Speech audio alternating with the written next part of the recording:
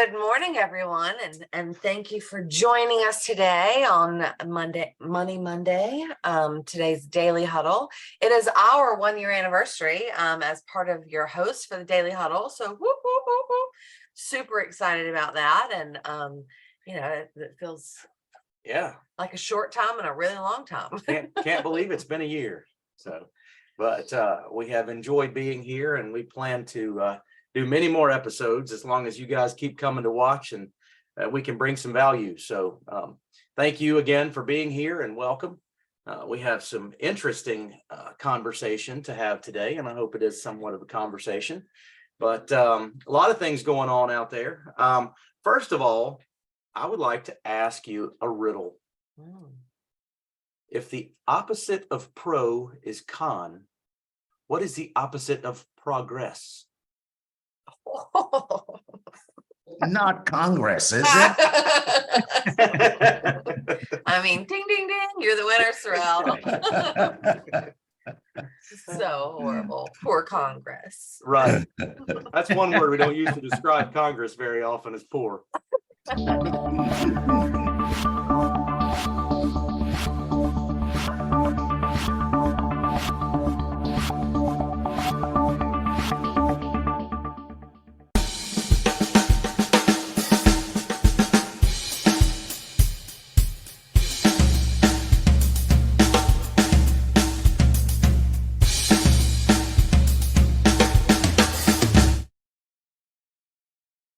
Well, good morning, good morning, good morning. As I said a second ago, I'm Kimberly. This is Zach. We're your host today for Money Mondays on the Daily Huddle. It's our 1-year anniversary, so celebrate that and know y'all have been listening to us for a long time.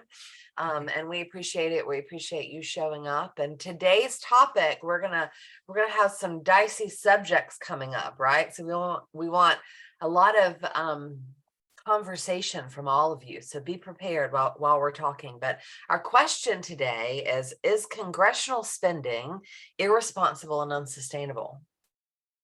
So while you ponder that, we have some questions for you guys first. Indeed we do. Let's see, Rashida.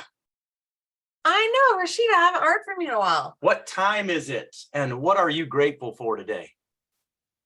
Good morning. Good morning. Good morning. What time it is? The time is now, right now. We're just the deep breath of the now. And what I'm grateful for life itself, and I'm grateful for an extra day to my calendar the universe have granted me. Thank you very much. I always love your energy, Rashida. It makes me smile in the mornings, very much so. Indeed. Emily, since you just joined us, and I think you're off mute. Good morning. Where are you, and who will you hug today? Emily, can you hear me? He's like, hold on, wait, what do you mean? Hold on, I'm just getting here. I know, she's like, why are you calling on me? All right. You want to go forward? Emily, can you hear us? If not, Sorrel. we'll skip you. All right, let's go to Sorrel. All right, Sorrel, where are you, and who will you hug today? I'm gonna do a geo. I'm looking to see where I am. Trying to find my feet. I am here. And I'm going to hug the members of the board of the Georgia Haitian American Chamber of Commerce today. I have a meeting with them this morning. How many of them are there? It's 1, 2, 3. There's 7 of us, so 6. I'm in for 6 hugs. There you go. All right. You'll have a great day from that, right? It'll make you happy. All right, Gio, you're here with us today also, so we'd really love to know how you are. So how are you? I am the way I say I am, and today I say I am ecstatic. Awesome. It's Monday. You should be, right? It's the beginning. New hopes, new possibilities. That is it. Awesome. Well, again, thanks guys for joining us today. Our topic, our question, and we want all of you to participate is congressional spending irresponsible and unsustainable. So is it, like, what do you guys think? Do you think it's irresponsible? Do you think it's unsustainable? Like, where do we go from here? Where do we go with this? I think the biggest question is, do most people know? We hear these buzzwords and we hear these questions if we turn on any news media outlet or anything like that, but do we have any understanding of what they might be talking about? What does Congress buy? What is the congressional spending all about? Where is this going? Where does this come from? And how does it affect me as, average and ordinary American citizen? How does it affect me? What does it mean? We spend a lot of time educating people about finance. It's a passion of ours. We love to do it. And one of the things that blows my mind more than anything is that people have a tendency to not pay attention to things they don't understand. And then on the other side, people have a tendency to have really strong opinions that are founded or grounded in inaccurate information. So I want to just kind of tell everybody, whether you understand congressional spending, how it works, whatever, that should be a point where you go, I don't know. I can't answer that question. Sounds like it might be. Sounds like they might be doing some things that might not be good for us down the road. But why are they doing it? What are they doing it for? Where did this come from? One of the things that has gotten this to the forefront recently is that in the last 4 years, our national debt has gone all the way to $33 trillion. But that's not in the last 4 years, but it has gotten to that in the last 4 years. The scary, crazy part is that it's 10 trillion of that has happened in the last 4 years.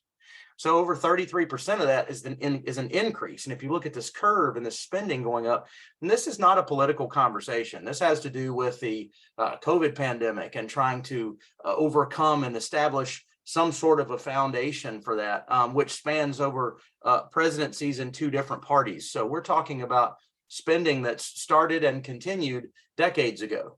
But what does it mean now? And how do we overcome these things that we're looking at? One of the big things that we've heard a lot about recently is inflation, right?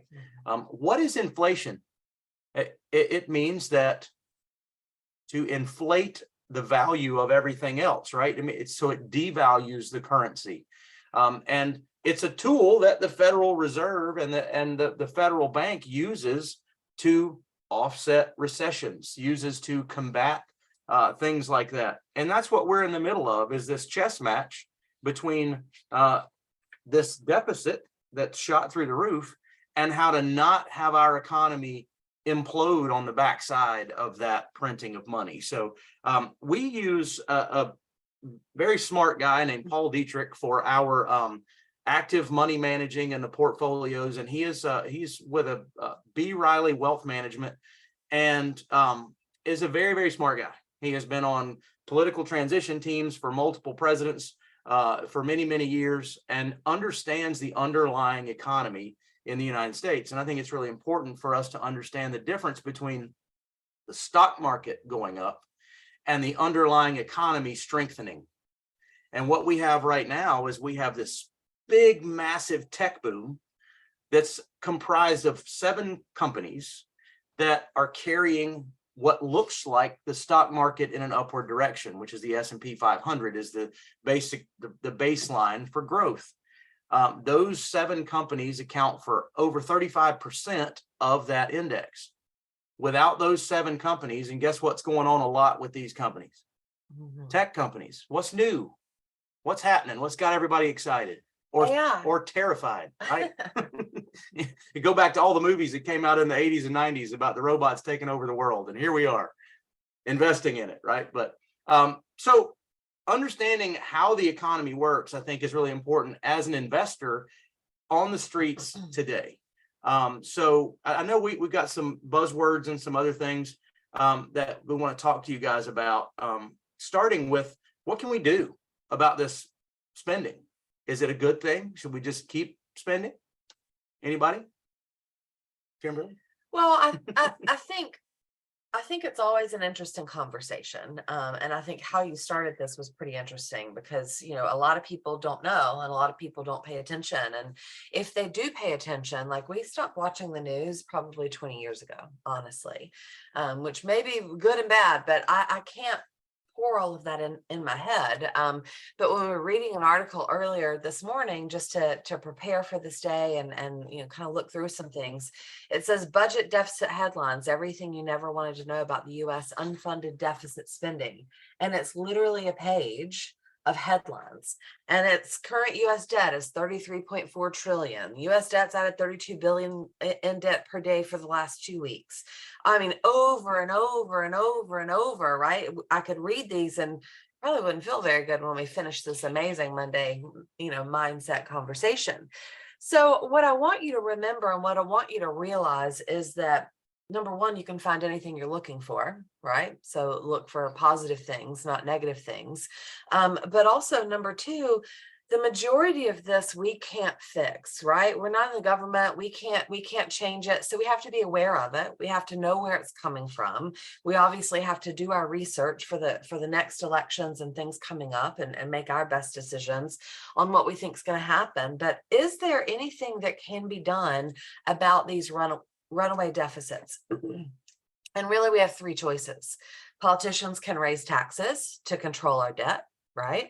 Probably not going to happen. We're going into an election year. Politicians can cut spending to control our debt. Probably not going to happen. We're going into an election year. Or politicians can devalue the US currency. And that's obviously what Zach was talking about inflation. And that's what the plan is to devalue our currency over the next 10 or 20 years to allow inflation to manage it so then we can get our debt under control. The problem is we keep spending, right? So it's that fine balance of getting our governmental spending under control and also devaluing our dollar. Can you help me? So when it comes to this type of spending, i.e. COVID spending, where you hear a lot of terms about printing dollars and making money out of thin air and those kind of things, that's what unfunded government spending is they create programs or they invest borrowed money by the sale of US bonds. They borrow money basically, and they offer to pay it back down the road at whatever rate. So in doing so, that's usually to fix a certain problem or to fill a gap or to fill a hole.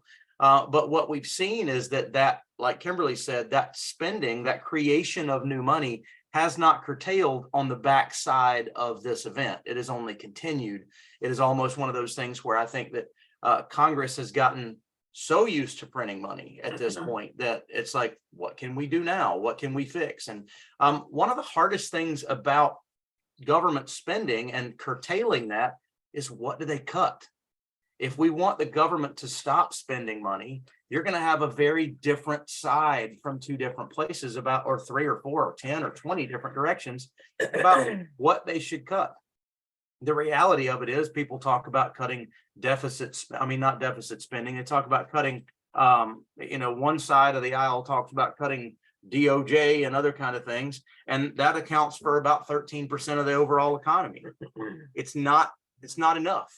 The overall budget, right? Not economy. So from that perspective, things have to change. We talk to people about this all the time when you're planning for retirement. Do you see tax rates going up or down? I don't see how we can't prepare for our taxes to increase. I don't care who goes into what office. In order to get our country back in line, we're going to have to pay for that in some way, shape, or form. So that's very important to understand. So before we open it up to you guys, because I definitely want this to be a conversation and just kind of have some dialogue here, there's a couple of things that I want you to think about. Obviously, we're talking about congressional spending today. We're talking about what that's doing to the economy. We're talking about the stock market, everything that all of that, feeds each other, right? It's this woven web that we weave. One of the things that I want you guys to remember, just about your money in general, regardless of where it is we're pretty sure headed into a recession. All of the leading economic indicators are turning down, right? They signal downward trends, signal a recession is coming. So just be aware, be careful. There are a lot of things out there that we call suckers rallies, right? Where in between the signaling of a recession and the actual recession, we have all these little ups and downs, you know, and we're like, oh, this is great. We're going back into a bull market. Be careful with that. I think a great little analogy that we use that's very simple is if you lose 50% in the market, how much do you have to make to get back to even to go forward? You may know. If you lose 50%, how much do you have to make to get back to even before you start earning money again? 100%. So think about it, right? Gio's got it. Oh, thanks, Gio. If I have $100 and I lose 50%, that puts me at $50, right? Most people think that I have to earn that 50% back to get back to my $100 level, right? But if I have $100 and I lose 50% and it takes me to $50, and then I make up that 50%, I'm only at 75. So I'm still not quite where I started. So whatever I lose, I have to double it to get back to level before I start making money again. So I think right now, with everything that's going on in our economy, with everything that's happening with congressional spending, definitely with elections coming up and everything that's happening, recessions, all of that, be careful, right? Be defensive in your investment strategies, because I think it's an important time to do so. But you want to open up to everybody and let's have a conversation? Yeah, I mean, it's a deep topic, right? And so if you have questions, we'll do our best to answer those. If you have a comment, we'd love to open it up to a little dialogue about this topic that we love to talk about. I know we were talking earlier, and we have some buzzwords and some conversations that will, I think, be interesting as they develop. Sorrel? I was just thinking, I don't have a question, I have a comment, and I find myself in this place where I'm like, my God, I need to do a lot more research to have a coherent conversation about congressional spending. But one thing that comes to mind is this: if I had the ability to print money, me, and I got into a jam, and I could just print money to get out of a jam, what do you think I'd do? I'd print money. I'd print money, right? So the And you- question that's nagging me is, what if in some way, shape, or form, there was a type of currency that was fixed and the government could not print money? And just like regular people have to do, they actually get to deal with the real problems and come up with real solutions rather than just print money to create something. So that's just something that's nagging me. Yeah, I think it's What if our government did not have the ability to just print money? I think it's a good question, right? What if they didn't have the ability? What would suffer? I think that's where the conversation of Social Security and Medicare and some of those congressional spending pieces of the budget become questionable, right? What is their priority if they can't make more? I don't know, but it's a very interesting question for sure. Gio? Yeah, I love that question. I love the possibility of that inquiry. I wanted to add something from this context. I am I like how Zach started it. Man, if you don't know something about this, why get all riled up about it? So I want to say, I don't know anything about this. But here's my opinion about something I don't know anything about, or very little about. Perfect. In many ways, I am or we are, I'm going to speak for myself. I am very blessed that the government has the opportunity and the possibility to print more money. I'm kind of a student of economies. I like reading The Economist, and I like keeping up with world affairs. And the countries that don't have the ability to manage inflation the way the United States have, and they have way more constraints, COVID was a bigger impact.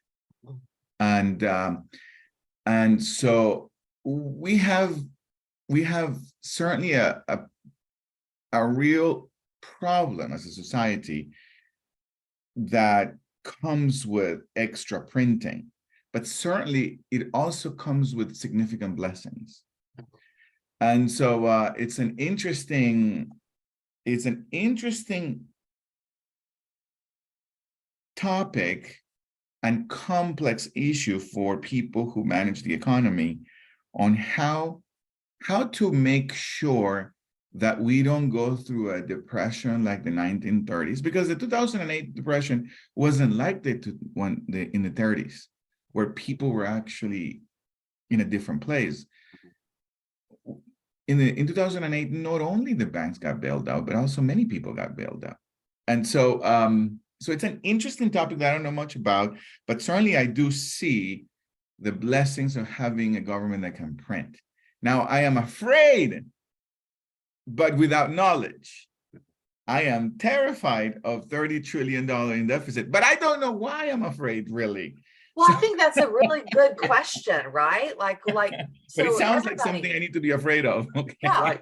But I think that's so valid, Gio, because everybody is afraid, right? We hear we're headed for a recession. It is happening. Our money is going to be devalued. We're going to, lose portions of our retirement account. Like, we hear all of this in the news, right? And even though I don't watch the news, I still, get plenty of it through social media and emails and headlines and, all of the I guess more traditional now than it used to be types of ways to hear about the world. But you have to wonder, right? Because there are some amazing blessings, just like you said, like Medicare and Social Security and things like that are put in and designed by our government to take care of our people, that we have to have the spending to happen.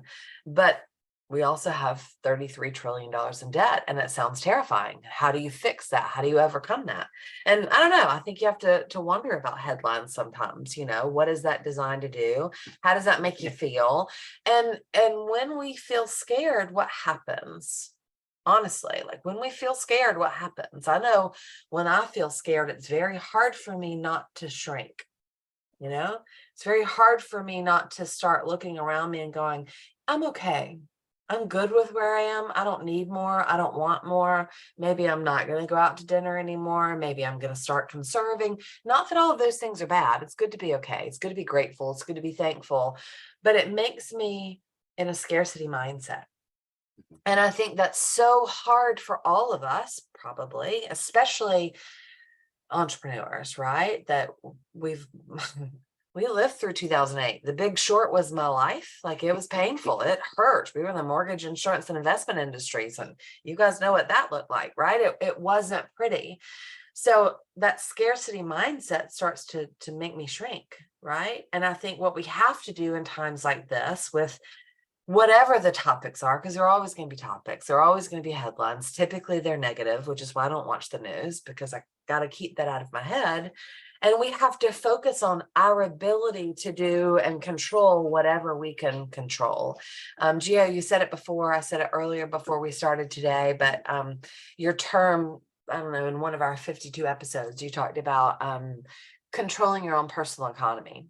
And I think that's so valid. I think that's so true, right? While things may change around us, the sun still shines and the birds still sing, and it's still amazing if you control your space. It doesn't mean don't be part of the bigger picture and be aware and be active and involved, but it does mean don't let it consume you, so you don't get scared and you don't shrink and change your focus. Sorrel?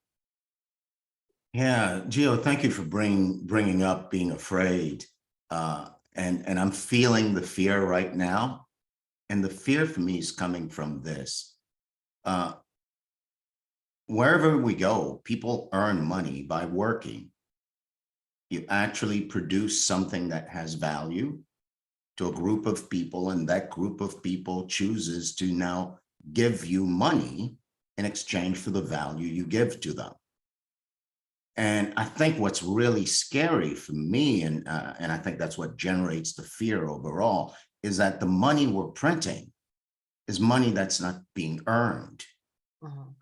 The money just sort of happens. So I think in the context of Social Security, Medicare, Medicaid, and other programs being funded, imagine an entire society anchored in this belief that we're going to earn the money to fund the future. And I think when we keep printing money, the world actually gets the sense that, oh my God, I'm taking this money, but I didn't earn it. And that leaves me afraid that I'm getting stuck in a cycle where the money that's coming to me, or the money that I'm promising the future, it's money that our economy, our people, us as a group together as a collective didn't generate by producing and creating value. That's what makes me really afraid, that we get addicted to getting something for nothing, which is essentially what I think printing money is. But then again, I'm in your camp, Gio. I don't know jack about this. Well, I think you use the word addicted, and I think honestly, when you look at our economy as if it had life, right? To inject medicine into an economy like you would medicine when it's needed, right? There are some substances that are used in the right way medicinally, when abused, become addictive, right? And it's the same kind of analogy, I think, that when we become addicted to free money and things that come easy, we want that to happen again. Sorrel mentioned earlier, if I got in a jam and I could just print money, I'd probably get in more jams, right? I wouldn't learn from that jam. That's the other side of being bailed out. Being bailed out is good sometimes. I think you can take it all the way back to your personal economy, right? Your personal financial situation, and liken it to credit cards, right? I don't have it, but I want it, and so I'm gonna have it, and then. So if you make $50,000 a year from your salary and you spend $100,000 a year, you're going in the wrong direction. And that's basically a microcosm of how we can look at our printing money. And at the congressional level is we're spending more than we're making, and we don't really have a solution for that going forward. So being said, I hope that was informative. It's fun. And we want to do some of these. We don't know it all either. Not at all. We're learning. I recommend reading all the time. We'll talk about the other things that we recommend to keep yourself on the positive track as we go out today, to manage our own personal economy and be aware, but not afraid. Right? So great to spend this morning with you guys. I want to remind you, as we go out of our 8 tenets here at the Daily Huddle: number 1, love. Number 2, laugh out loud. Number 3, stress less. We helped you with that this morning, right? Eat mostly plant-based. Take care of your body. Give. Sleep. Move. And finally, give yourself pause. You got a minute before you react, right? So check what you're going to say before you say it, and what you're going to do before you do it. Guys, it's great to spend time with you every single Monday morning. We look forward to many, many more, and we will see you same time, same place here tomorrow on the Daily Huddle. Bye, guys. Happy Monday.